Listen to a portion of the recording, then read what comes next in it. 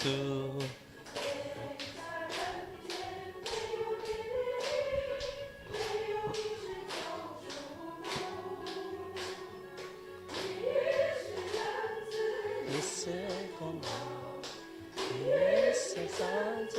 있을 거야 있을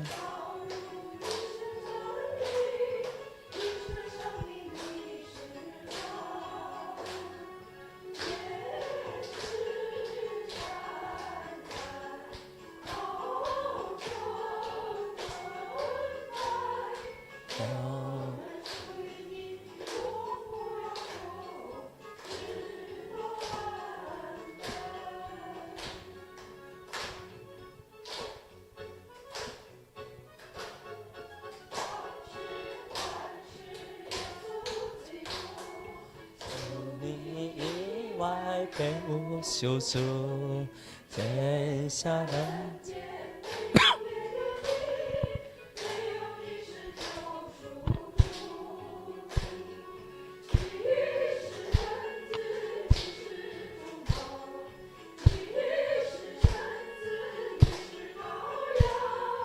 이 세상에 내 세상에 내 세상에 내 세상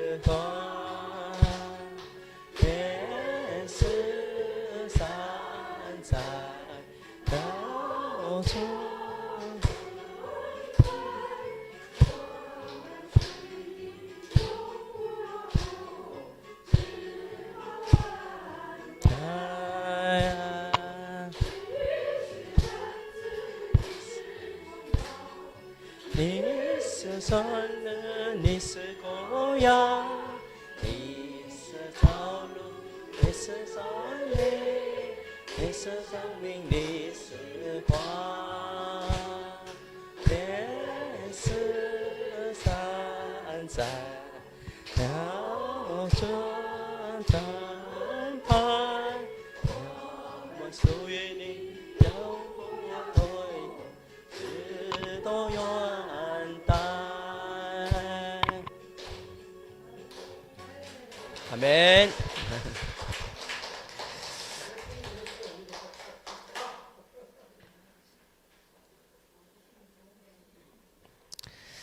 예, 오랜만에 우리 듣죠? 반스 예수지도라는 우리 찬양, 참 힘이 되는 그런 찬양인 것 같습니다. 자, 오늘 우리 말씀 같이 또 나누도록 하겠습니다. 자, 우리 가정의 달이어서 제가 이제 본문을 이 창세기의 본문을 한번 또 선택을 해보았습니다. 노아의 가정을 통하여서 한번 우리가 좀 우리 가정들을 돌이켜봤으면 하는 그런 마음으로 이렇게 말씀을 준비해보았습니다. 이 노아의 가정은 어떻게 보면 새로운 인류의 역사가 시작해서, 그러니까 아담과 하와를 통해서 하나님께서 인류를 이렇게 퍼주었잖아요. 퍼주고, 근데 인간들이 죄를 짓고 타락하고 막 이러다 보니까 홍수로 완전히 심판을 해버립니다. 그리고 나서 남은 가족, 그 홍수 심판 때 남은 그 한 가족, 노아의 여덟 가족을 하나님께서 홍수 때 살리십니다. 그 홍수가 끝나고 이 노아의 가족 속에는 그 새로운 삶을 시작이 됩니다. 그것이 뭐라면 그 농업을 하게 됩니다. 농업. 그 농업이 이제 포도나무를 심는 그런 일이었어요. 그래서 처음으로 농업을 시작해서 포도나무를 심어서 그 얻은 열매를 가지고 포도주를 이제 빚게 되는 거예요.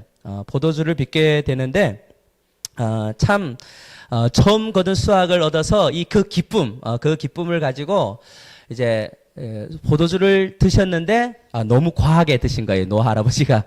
그러다 보니까 여기 보니까 취했다. 취한 건 괜찮은데, 홀딱 벗고, 벌거벗은 대로, 그렇게 있었다. 장막에 누워 있었다라고, 이제 오늘 본문 속에서 이야기하고 있어요. 아니, 그런 모습을 참 아니나 다르게 또 이게 막내 아들인 함이 그거를 보게 됩니다. 그래서, 함이, 그 사실을 자기 형들에게 가서 막 자랑을 해요. 야, 아버지가 추하게 술 먹고 저거 벌거벗고 있는다라고 이렇게 막 자랑질하고 있어요. 그래서 그랬는데 그 함의 두 형제들은 셈과 야벳은 부모의 그 하체를 보지 않기 위해서 뒷걸음질 들어가가지고 아비의 그 하체를 이제 덮어주는 그런 이야기. 그 사실을 알게 된 노아는 노발대발하게 되고요. 그걸로 인하여서 함을 저주하고 그리고 셈과 야벳은 축복하는 그 이야기. 그것이 오늘 본문의 어떻게 보면 스토리인 거예요.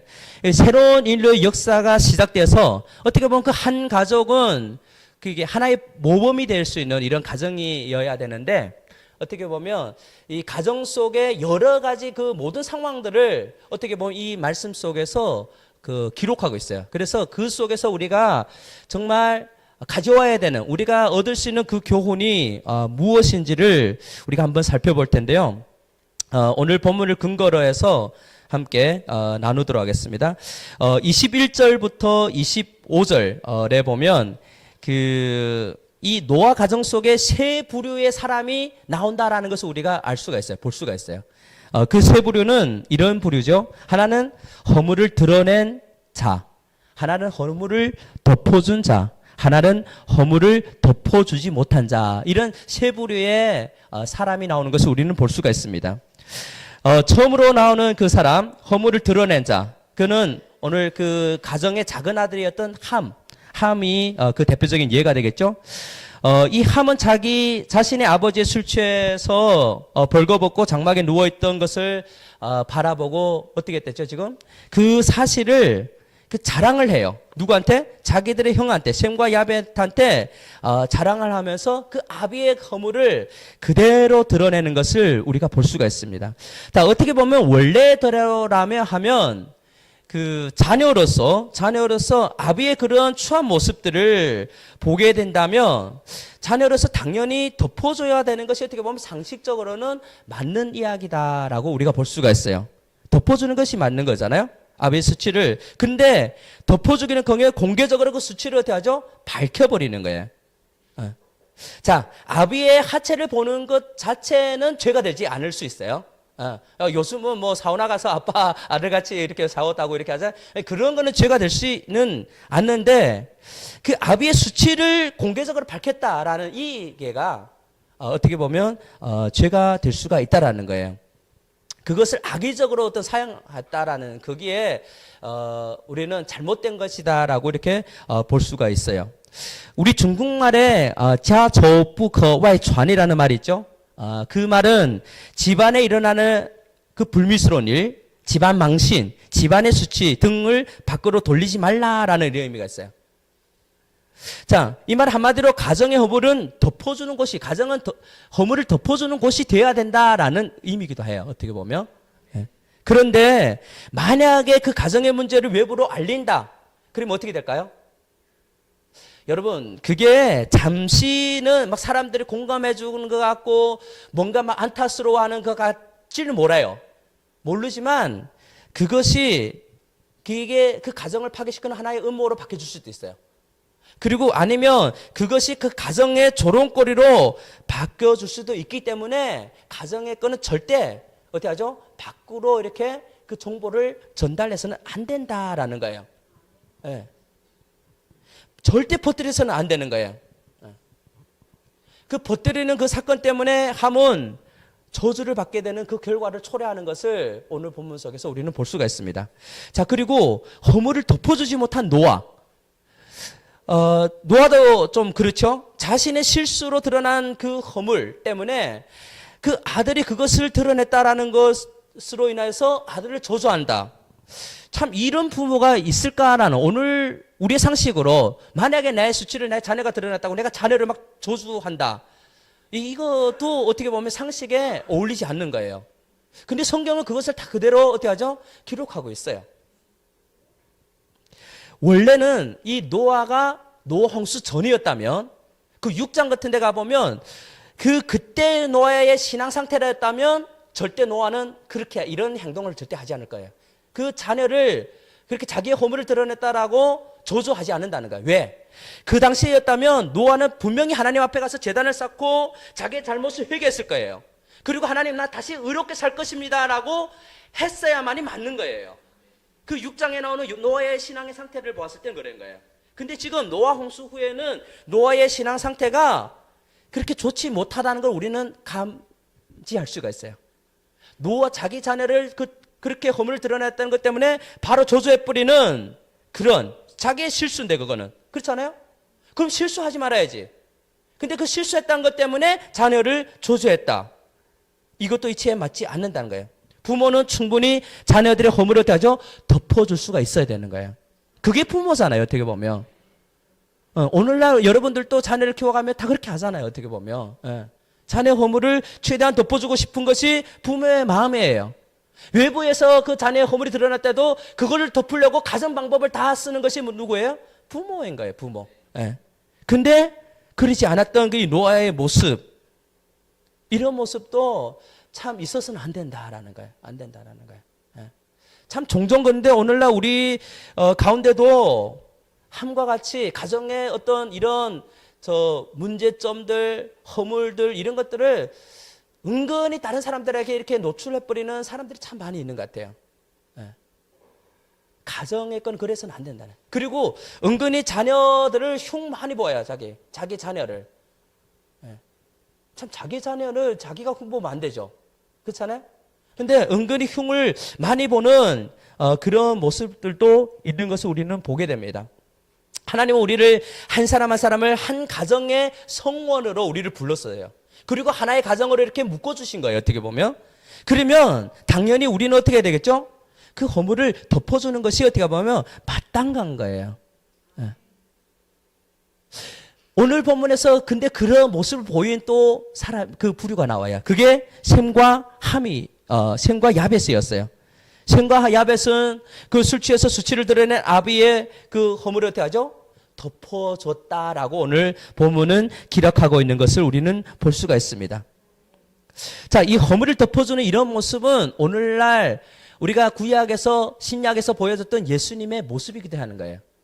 여러분, 예수님께서 바로 이런 허물을 덮어줬던 예수님이에요. 우리의 허물과 죄를 덮어줬던 분이 바로 우리 예수님인 거예요. 에베소서 2장 1절에 보면 허물과 죄로 죽었던 너희를 그리스도께서 살리셨다 이랬어요. 하나님도 우리의 허물을, 우리의 실수를 덮어주시는 분이다라고 말씀하고 있어요. 하나님께서 만약에 우리의 그 허물과 실수를 덮어주지 않았다면 우리는 새로운 삶을 살아갈 수 없었을 거예요. 그 죄를 그대로 다 드러냈다면 우리는 정말 참 부끄러워서 온전히 살아가지 못할 겁니다. 그러나 하나님이 허물과 실수를 덮어주는 그 사랑으로 때문에 영혼을 살리는 놀라운 역사가 일어나게 된 거예요. 그래서 오늘날 많은 사람들이 어떻게 하죠? 그런 새로운 삶을 살게 되는 거예요. 하나님의 예수 그리스도의 그 허물을 덮어줌이 있었기 때문이라는 거예요. 시편 기자는 그래서 32편 1절에서 이렇게 표현하고 있어요. 허물의 사함을 얻고 그 죄의 가рем을 받는 자는 복이 되다. 그래서 복되도다 했어요. 여러분, 우리는 복된 자들이에요. 예수 그리스도 십자가의 보혈의 피로서 허물과 실수를 덮음받은 자들이기 때문에 우리는 복된 자들이라는 거예요. 자, 그런 우리는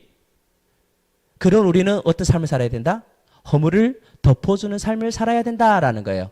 자, 허물을 드러나는 자가 있고 허물을 이렇게 덮어주지 못한 자도 있지만 그래도 어떤 자가 있다? 허물을 덮어주는 자가 있다라는 거예요.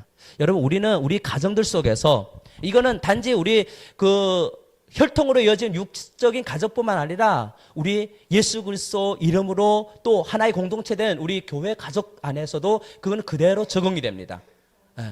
우리의 교회 허물을 다른 교회에 다른 성도들에게 이야기한다. 그것도 있어서는 안 된다라는 거예요. 우리는 교회 안에서 서로 덮어주고 가정 안에서 서로 이런 허물들을 덮어줄 수 있는 우리가 되어야 된다는 거예요. 그런 서로가 서로의 허물을 덮어줄 때 그곳에서는 분명 천국이 이루어질 거예요. 근데 만약에 그런 허물들을 서로 감싸지 못하고 끄집어내고 하면 그것은 뭐가 되겠죠? 반대로 지옥이 될 겁니다. 우리는 알아야 돼요. 이 세상에 허물이 없는 사람은 한 사람도 없다라는 사실을. 허물이 없는 사람 있어요, 혹시? 허물이 없는 사람이 없습니다. 아무리 성자라고 하는 사람들도 허물은 다 있는 것을 우리가 알 수가 있어요. 여러분, 노아 6장에서는 절대 허물이 없는 사람 같아요. 그렇잖아요? 의인이라고 부름받았던 자였어요. 당대의 의인, 완전한 자다라고 이렇게 성경은 표현까지 했어요. 그랬던 노아가 어떻게 하죠? 술 취해서 수치를 드러내는 그런 허물을 거예요. 어떻게 보면. 예. 여러분, 아브라함 믿음의 조상, 우리가 다 우러러보는 그런 정말 믿음으로는 우리가 본받을 만한 그런 아브라함이다 이렇게 얘기해요. 그런데 아브라함도 어떻게 하죠? 자기의 누이를 어떻게 하죠? 아내인데 누이라고 속이는 그런 일이 있었어요.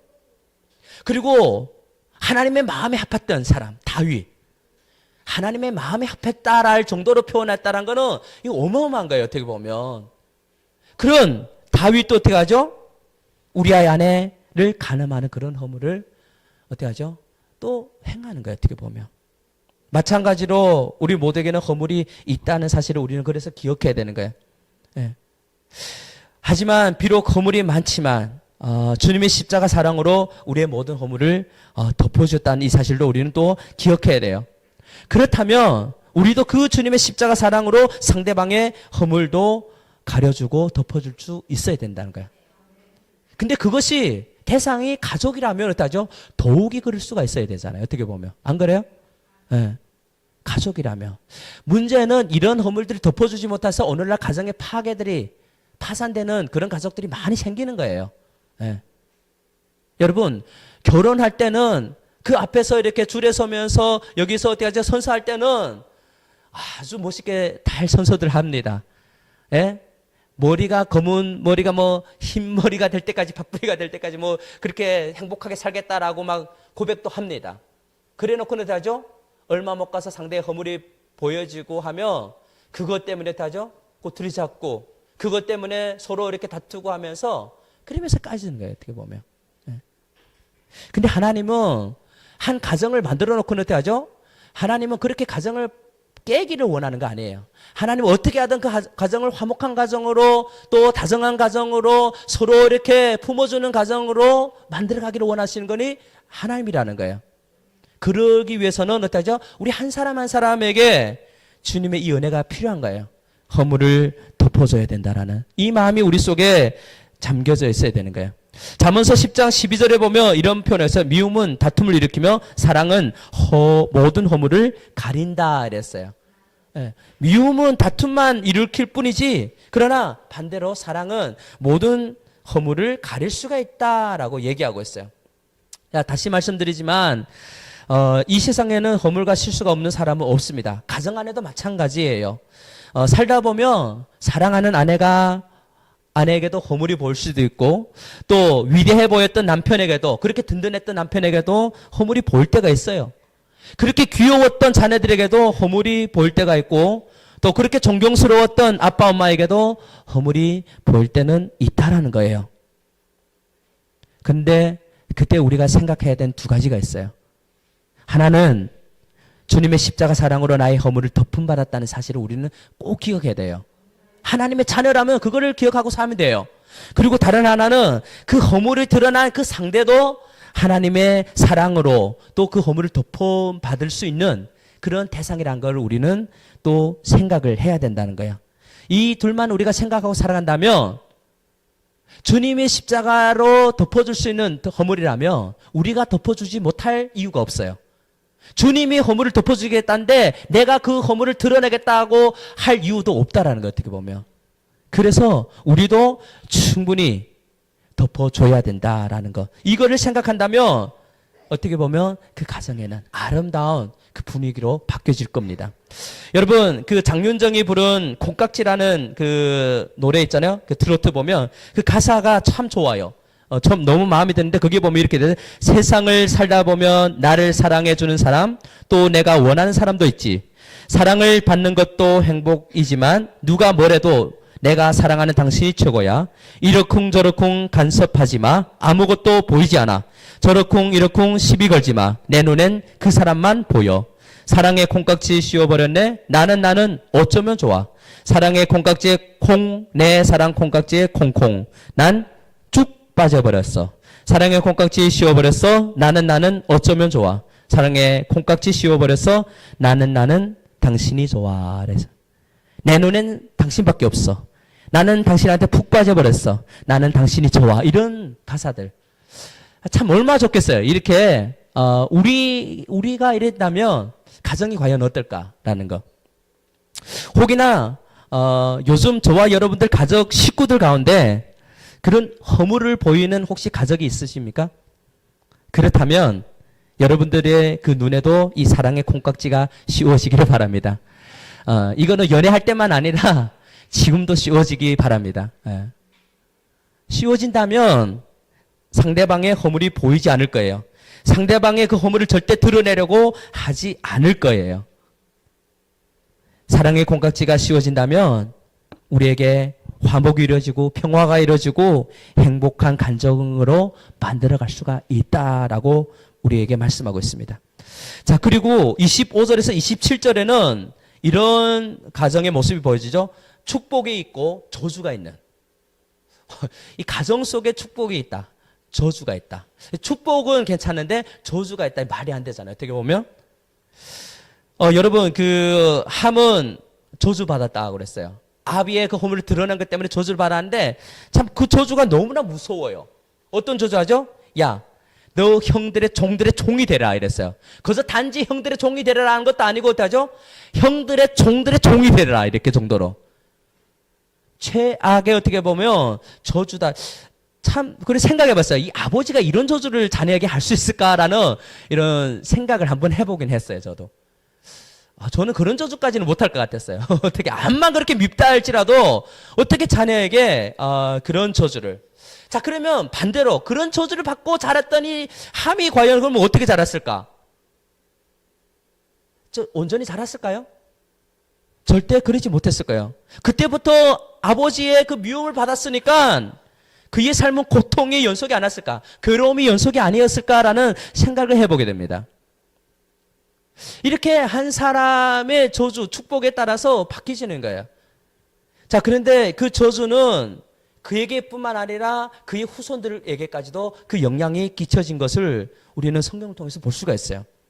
그러나 반대로 축복을 받은 셈과 이 야벳은 완전히 달랐어요. 오늘 26절 27절을 보면 이렇게 됐죠. 또 이르되 셈이 하나님 여호와를 찬송하는 자가 되었고 야벳은 창대하게 되었다. 이런 축복을 이제 받게 됩니다. 이거는 완전히 다르죠. 저주. 그러니까 종이 된다라는 거하고 완전히 이거는 축복하는 이런 부분들. 이게 저주의 말하고 축복의 말은 한 사람의 이 인생을 바꿔놓을 수 있어요. 여러분, 우리 자녀를 키워갈 때도 마찬가지예요. 자녀들에게 부정적인 것, 또 좀 이렇게 약간 저주가 섞인 이런 말로 많이 하잖아요. 자녀들이 건강하게 못 자라는 거예요. 그거는 연구에 따라서 그대로 증명된 거예요. 어떻게 보면. 근데 자녀들에게 긍정적으로 축복된 거, 이런 말을 많이 해주는 자녀들은 이 내면이 건강하다라고 얘기해요. 내면이 건강하다라고. 네. 여러분, 그 워룸이라는 영화가 있습니다. 거기에 보면 그 기도의 힘, 축복의 그 말을 하는 그 힘의 위력이 얼마나 큰지를 보여주는 좋은 영화인데요. 거기에 엘리자벳이라는 한 부인이 나와요. 이 부인은 참 자녀를 둔 아주 이렇게 행복한 가정의 한 분이었어요. 어떻게 보면 처음에는. 자, 그런 부인에게 남편이 있는데 그 남편은 또 좋은 회사를 다니며 또 사회적으로 잘 나가는 그런 남편이었어요. 근데 어느 날 그 남편이 바람을 피운다는 것을 알게 됐어요. 그것 때문에 이 가정에 칼바람이 불게 되고 큰 갈등이 생겨요. 부부 간에 큰 갈등이 생기게 되고요. 그거로 인하여서 그 헤어지는 그 위기까지 이르게 돼요. 헤어지지 않았는데 정말 이제 곧 헤어지는 그런 위기까지 이르게 되는데 그때 그 엘리자베스라고 하는 그 부인이 윌리엄이라고 하는 그 노인을 만나게 돼요. 이게 부동사업자인데 그 노인을 이제 만나게 되는데 자, 이 노인은 참 아주 신실한 크리스찬이었어요. 그리고 그 사람은 기도의 사람이었어요. 자, 이 노인을 만나고 나서 실은 여기서는 이제 자기의 가정의 이런 이제 고민을 얘기해요. 이 사람한테. 다른 한 사람인데 그런 걸 얘기하면 안 되는데 근데 이 사람한테는 얘기했는데 그런 환경, 그런 지금 위기 상황을 어떻게 잘 이겨나갈 수 있는지, 헤쳐나갈 수 있는지를 그 노인한테서 이제 그런 걸 받아요. 이제 코멘트를 받게 돼요. 어떻게 보면, 참 조언을 받게 되는데, 그것이 뭔가 하면, 기도하는 거다라는 거였어요. 그래서, 이 엘리자베스라고 하는 부인이 집으로 가서 자기 옷장, 이 옷을 그랬더니 방이 있었어요. 조그만한 방이 있었는데 거기에 옷장을 싹 빼내고 그 안에다가 뭐를 만드는가 하면 기도실을 만들어요. 가정의 기도실을 만들어요. 자기 기도실, 골방 기도실을 만드는 거예요. 그래서 거기에 들어가서 하나님 앞에 기도하기 시작합니다. 기도하는데 뭐를 먼저 발견하는가? 하나님께 기도하면서 자기의 잘못을 먼저 발견해요. 그래서 하나님 앞에 막 회개하면서 막 눈물 흘리면서 이렇게 기도를 합니다. 그리고 그 기도가 바뀌고 나니까 어떤 기도를 하게 되는가 하면 남편을 위해서, 가정을 위해서 축복하는 기도를 하기 시작하는 거예요. 그렇게 막 이렇게 기도를 하는데 놀라운 일이 생겨나는 거예요. 그 남편이 와서 자기의 잘못을 뉘우치고 와서 잘못을 빌면서 다시 이렇게 한 번만 용서해달라고, 그래서 다시 한번 이 가정을 우리가 잘 그거 해가자라고, 이끌어가자라고 그렇게 이야기하는 거예요. 그 기도를 통해 가지고 남편이 돌아오는 거예요. 그래서 다시 어떻게 보면 회복돼서 그 파산됐던 그런 가정이 화목한 가정으로, 정말 행복한 가정으로 이렇게 바뀌어지는 그런 결과로, 이런 해피 엔딩으로 이렇게 영화가 이제 마무리되는 것을 보게 됩니다. 우리는 여기에서 이게 참 우리가 아무것처럼 여기지 않았던 그런 축복의 말 한마디, 축복의 기도 그 한마디가 참 얼마나 큰 역할을 하고 있는지를 우리는 볼 수가 있어요. 우리가 가정에서 정말 남편이든지 아내든지 자녀들을 위해서 우리가 기도할 때 정말 이런 기도들을 많이 하면 좋아요. 축복이 담겨져 있는 그런 기도들을. 하나님은 그대로 이루시는 분이에요. 하나님 그대로 이루시는 분이에요. 여러분, 하나님은 우리의 말을 듣고 계신다는 것을 여러분 알고 계시죠? 성경은 그것을 우리에게 그대로 얘기해 주고 있어요. 민수기 11장 1절에 보면 이렇게 기록하고 있어요. 여호와께서 들으시어 백성이 악한 말로 원망하며 여호와께서 들으시고 이랬어요. 들었다. 여호와께서 듣고 계신다. 이렇게 얘기해요. 근데 말라기 3장 16절에 보면 또 이렇게 기록하고 있어요. 그때 여호와를 경외하는 자들의 피차에 말하며 여호와께서 그것을 분명히 들으시고 이랬어요. 경외하는 사람들의 말하는 말이 어떤 말이겠어요? 뭐 저주하는 말일까요? 절대 그러지 않는 거예요. 서로 축복하고 서로 경배하고 이런 말이 돼요. 힘이 되는 이런 말일 거예요. 그런 말도 어떻게 한다? 하나님께서 들으셨다라고 기록하고 있어요. 그러니까 악한 말도 원망의 말도 좋은 말도 축복의 말도 하나님은 어떻게 한다? 다 듣고 계신다라는 거예요. 자, 듣고 계신다는 건 뭐라는 거예요? 듣고 그대로 하나님은 응답해 줄 수 있는 분이라는 거예요. 그대로 역사하실 수 있는 분이다라는 것을 우리에게 말씀해 주고 있어요. 자, 그렇다면 우리가 어떤 이야기 해야 되겠어요? 어떤 말을 해야 되겠어요? 당연히 축복된 거를. 그렇잖아요? 말을 해야 되지 않겠어요? 그래서 신약 성경은 로마서 12장 14절에 이렇게까지 우리에게 권면하고 있어요. 너희를 핍박하는 자를 축복하라. 축복하고 저주하지 말라 이랬어요. 나를 핍박하는 자를 위해서 뭐 해라? 축복해줘라 이렇게 이야기하고 있어요. 그리고 뭐 하지 말라? 저주를 하지 말라 이렇게. 저주를 하지 말라. 그만큼 이게 저주의 대가가, 그 결과가 무섭기 때문인 거예요. 어떻게 보면. 우리가 많은 축복의 씨앗을 심으시기 바랍니다. 축복의 씨앗을 심는 만큼 축복의 열매를 어디가 거두게 되어 있어요. 여러분, 셈과 야벳에서 축복한 대로 셈은 영적인 축복을 받게 되고 야벳은 물질적인 축복을 받게 되는 것을 우리는 보게 됩니다. 저는 원하건대 이런 축복이 우리 회복교회 가정들에도 임할 수 있기를 주님의 이름으로 축원드립니다. 그래서 우리 가정들 안에서, 우리 육의 가정이든지 영적인 가정 안에서 이런 축복이 서로 오가는 그런 놀라운 은혜가 있기 바랍니다. 상대방에게 절대 상처되는 것, 정이 떨어지는 것, 귀에 거슬린 것, 마음이 상하게 하는 그런 것들은 이제는 좀 우리의 입술에서 멀리 하시기 바랍니다. 그리고 어떻게 하죠? 축복되고 힘이 되고 위로가 되는 그런 말들로 가득 채울 수 있기 바랍니다. 그러면 모든 분위기가 달라져요. 분위기가 달라질 거예요. 여러분, 요즘 저희들이 금요일마다 어떻게 살 것인가라는 그런 어떤 주제를 가지고 그 대답들을 이제 찾아가면서 말씀을 나누고 있는데요. 참 우리는 그런 것 같아요. 남을 축복해주고 기쁨, 남을 칭찬해주고 이런 것들이 참 중요한 거예요. 그렇게 살아라라고 우리에게 성경은 말씀해 주고 있어요. 오늘 본문도 그랬잖아요. 너희들은 어때요? 축복하면서 살아라 했어요. 절대 조소하지 말라라고 우리에게 얘기해주고 있는 것을 볼 수가 있어요. 자, 앞에서는 허물을 덮어주는 그런 모습들 우리는 본받아야 돼요. 또 여기에서는 어떻게 하죠? 우리가 서로 축복하는 이런 가정의 모습들을 우리가 본받아야 돼요. 예. 그래야만이 우리 가정들이 어떻게 하죠? 정말 아름다운 가정들로 바뀔 수가 있다라는 거예요. 자, 그리고 또 하나는 그 6장에 나왔던 건데요. 6장에 나왔던 하나님이 중심되는 그런 가정이 필요한 거예요. 어떻게 보면. 요즘 가정이라고 하지만 하나님이 중심이 되지 못하는 가정들. 그러니까 우리가 예수 그리스도를 믿는 가정이라 하지만 예수 그리스도 중심이 되지 못한 가정들이 참 많이 있는 것을 우리는 또한 보게 됩니다. 이렇게 중심이 되지 못하고 있다는 거예요. 어떻게 보면. 우리가 전에는 참 이런 표를 잘 외쳤어요. 하나님 중심, 교회 중심, 말씀 중심 이런 것들을 표들. 요즘은 그런 표를 보기가 힘들어요. 근데 제가 어느 때인가 어느 교회 갔는데 아직도 그런 표를 붙여놓고 있는 거예요. 참 그래서 야 아직도 초심을 잊지 않고 있구나라는 것을 한번 생각해 봤어요. 근데 뭐 그것 붙여놓는다고 해서 그런 교회가 되어지는 건 아니지만 우리의 마음속에는 한탄 그렇게 돼야 된다는 거예요. 누가 중심? 하나님의 중심. 내 중심이 되는 거 아니잖아요. 하나님이 중심이 돼야 되고 교회가 중심이 되고 말씀이 중심이 돼야 되는 이런 교회를 우리가 어떻게 보면 다시 이거를 이게 회복을 해야 되는 거예요. 어떻게 보면. 예. 한번 질문해봐요. 질문해보면 그게 답이 나올 거예요. 내가 하나님 중심 맞나? 나의 삶이 정말 교회 중심 맞나?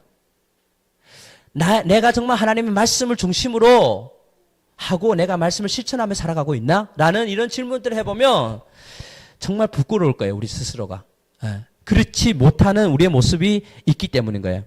창세기 6장 9절에 보면 노아는 사적은 이러하니 노아는 의인이요 당시에 완전한 자요 그는 하나님과 동행했다 이렇게 얘기하고 있어요. 자, 그 당시에 노아가 살아가던 그 당시의 상황은 사회적인 환경은 어땠는가 하면 이렇게 표현하고 있어요. 탄식으로 가득 차 있어요. 타락했고 죄악이 관영하는 그런 시대였어요.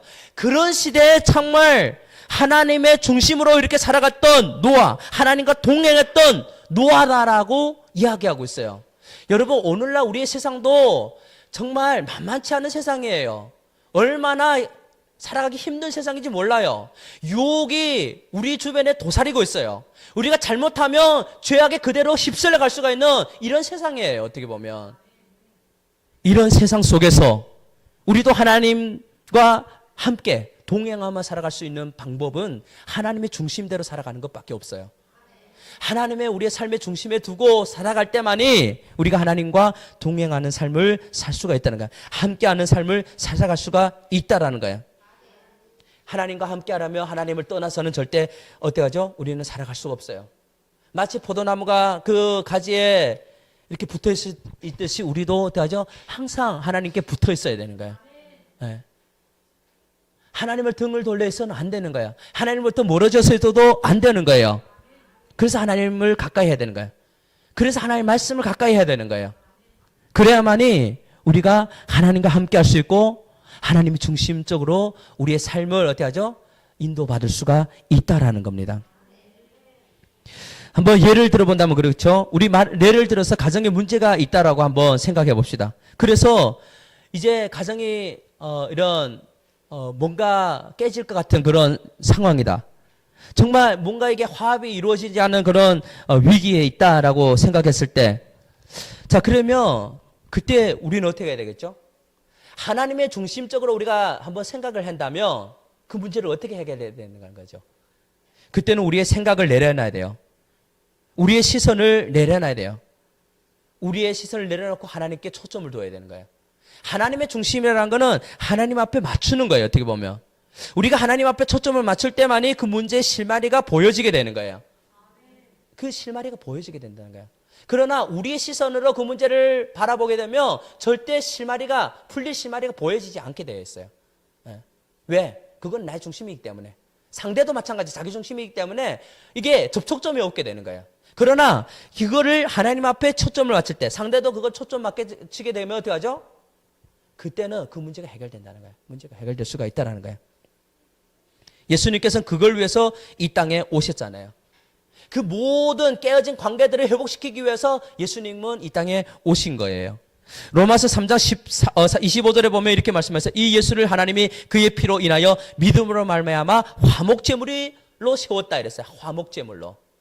우리의 사회를 화목시킬 수 있는 제물로 예수님을 이 땅에 보내셨다. 이렇게 우리에게 분명하게 말씀하고 있어요. 또 로마서 5장 11절에도 보면 그뿐 아니라 이제 우리로 화목하게 하신 우리 주 예수 그리스도로 말미암아 하나님 안에서 또한 즐거워하느라 화목해 해주셨다 이미.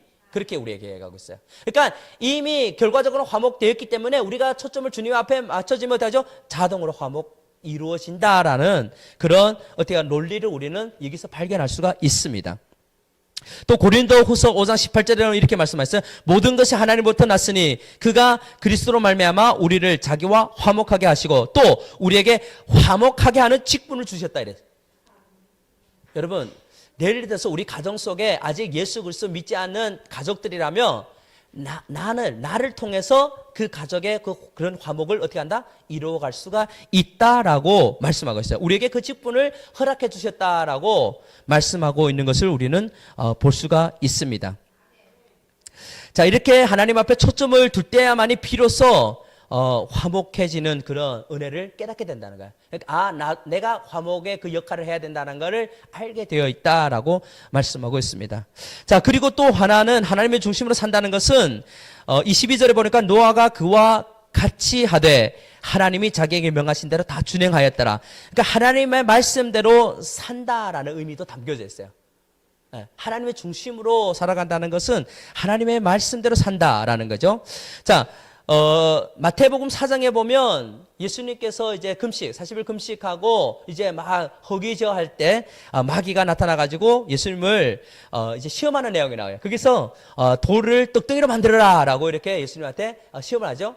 자, 그때 예수님이 어떻게 하죠? 충분히 돌을 떡덩이로 만들 수 있는 그런 능력이 있어요, 예수님한테. 자, 그런데 예수님께서는 그렇게 대응하지 아니하시고 말씀으로 대응하는데요. 뭐라고 하는가? 사람이 떡으로만 살 것이 아니요 하나님의 입으로 나오는 말씀으로 살리라라고 얘기하고 있어요. 그러면서 그 시험을 물리쳐요. 자, 여기에서 우리가 하나 배울 수 있는 또 하나의 원리는 뭔가 하면 우리 가정 속에 그 일어나는 모든 불화, 이런 시험들을 우리가 충분히 말씀으로 대한다 이겨나갈 수 있다라는 것을 우리는 배울 수가 있다라는 거예요.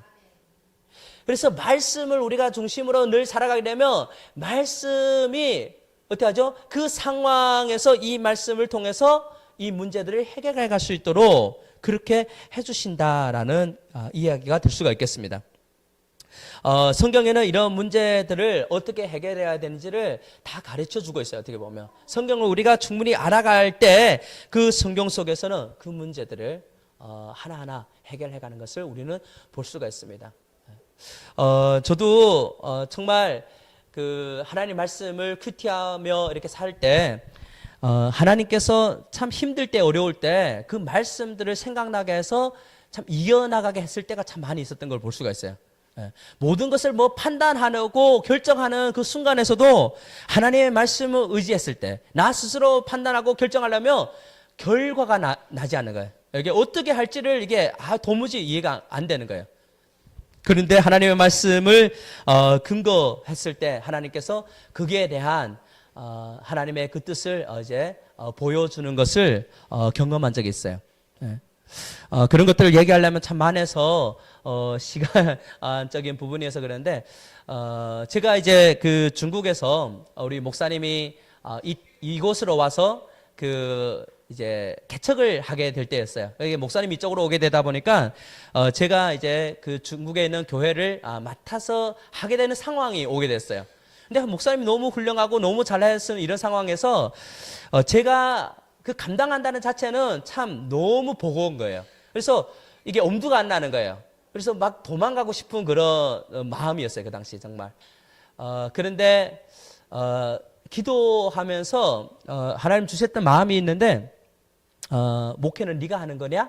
라는 그런 마음을 주셔가지고 너를 세워서 널 통해서 하는 거지 네가 하는 건 아니다라는 어떤 그런 마음을 주셨어. 우선은 1차적으로 기도하면서. 그래서 그러면 알겠습니다. 더 기도를 했어요. 그러면서 막 기도를 했는데 말씀을 주시는 거예요. 말씀을 이렇게 말씀을 주셔서 그 말씀으로 참 이렇게 이겨나가게 하는 어떤 그러니까 함께 하겠다라는 그런 말씀을 주셨어요. 그래서 네가 혼자 하는 거 아니고 내가 너와 함께 하겠다라는 그런 말씀을 주고 그래서 그 결단을 내렸던 적이 있고요. 또 한 번은 그 교회를 합병해야 되는 상황. 이제 두 개 교회가 있었거든요. 그런데 그거를 합병하는 상황에서도 이게 또 감이 안 오는 거예요. 아무리 기도하고 3일씩 금식하며 기도해도 답이 없는 거예요.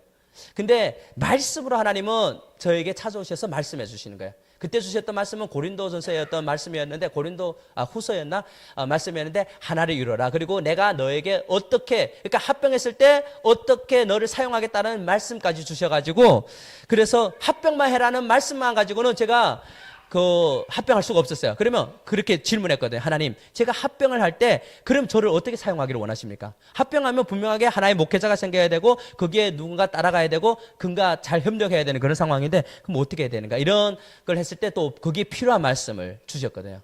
예. 그래서 그런 말씀을 통하여서 그런 상황들도 정말 충분히 이거는 스스로는 어떻게 해결할 수 없는 그런 부분들을 말씀을 통해서 또 이렇게 문제를 해결하게 했던 부분들을 또 경험한 적도 있어요. 그 외에도 많은 그런 부분들 여러분들도 그렇게 경험했을 거라고 믿습니다. 그래서 하나님의 말씀대로 살아가는 거 하나님 중심대로 살아갈 때 하나님은 어떤 시험의 상황 가운데서 그러니까 가정의 이런 어려움의 상황 가운데서도 되죠 그 문제를 해결해 주신다라는 것을 우리는 알 수가 있습니다.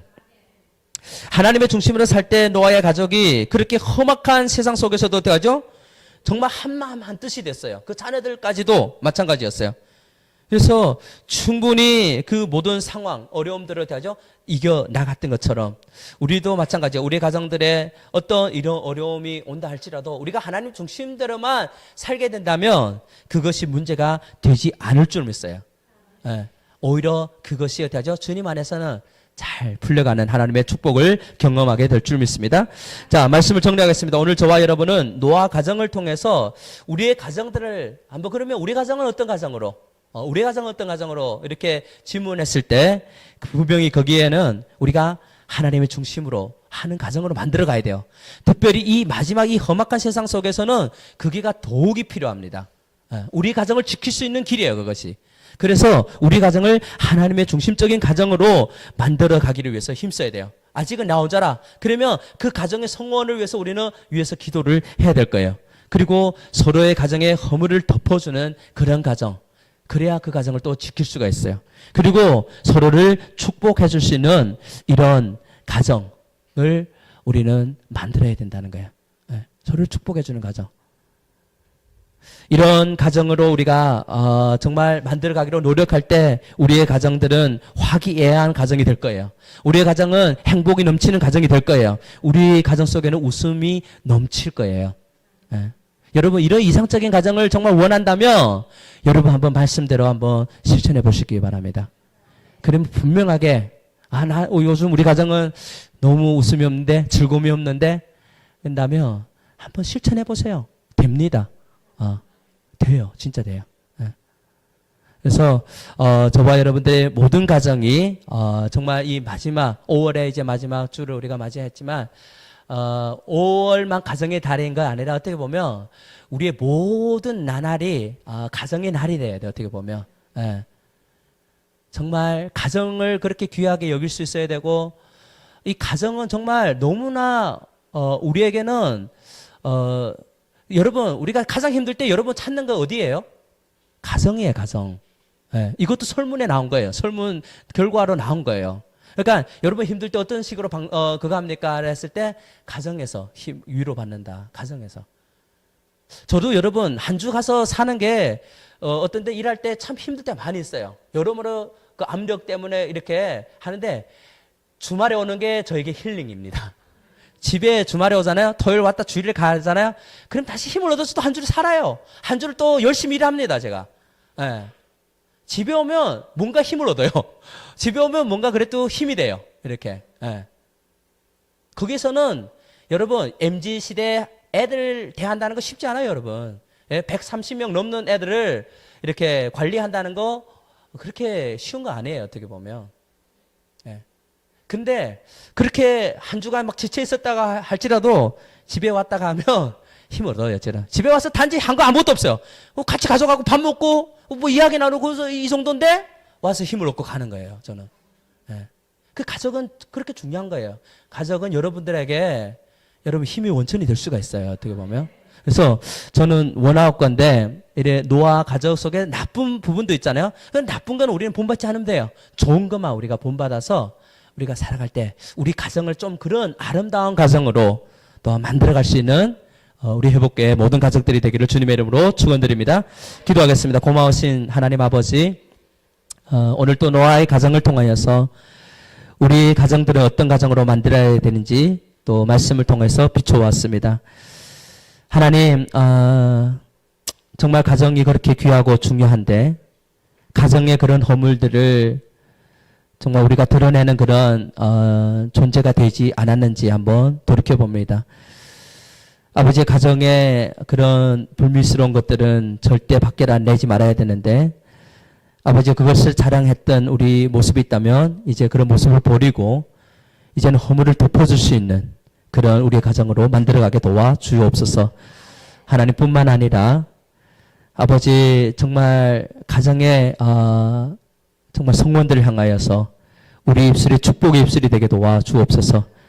아버지 저주의 그 말은 이제 버리게 하시고 정말 상처되는 말은 버리게 하시고 오직 상대를 축복하고 상대를 칭찬하고 상대에게 위로가 되고 상대에게 정말 힘이 될 수 있는 그런 축복된 말로 가득 채워갈 수 있도록 역사하여 주옵소서. 또 뿐만 아니라 그러기 위해서 우리 신앙이 견고해야 되는데 하나님의 중심으로 우리의 신앙을 다져가게 하시고 또 아버지의 중심적인 삶으로 하나님 말씀대로 또 우리가 비춰서 그 말씀에 순종하는 우리의 삶으로 바뀌어가게 하나님 축복하여 주옵소서.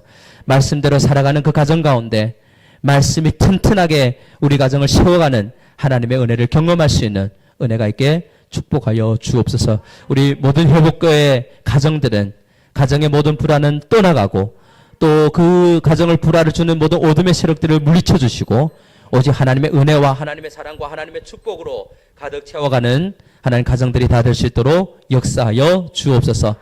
아버지 우리의 가정은 단 5월 한 달뿐만 아니라 정말 살아가는 그 하루하루의 모든 삶 가운데 아버지여 화해기 애하고 또 평화가 넘치고 또 아버지 화목이 이루어지는 그런 축복된 가정들이 다 될 수 있도록 역사하여 주옵소서.